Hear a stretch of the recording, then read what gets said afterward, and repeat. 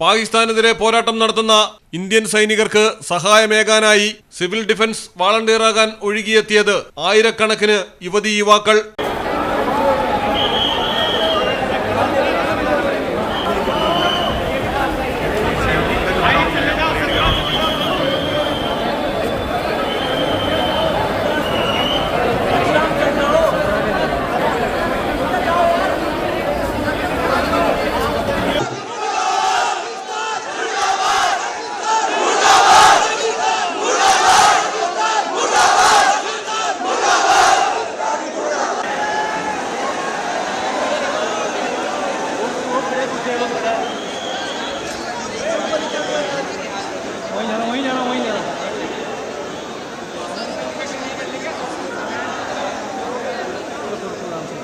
അതിർത്തിയിലെ സംഘർഷങ്ങളുടെ പശ്ചാത്തലത്തിൽ ചണ്ഡീഗഡ് ഭരണകൂടം നടത്തിയ പരിപാടിയിലേക്കാണ് യുവതീ യുവാക്കൾ അത്യധികം ആവേശത്തോടെ മാതൃരാജ്യത്തിനായി ഓടിയെത്തിയത്.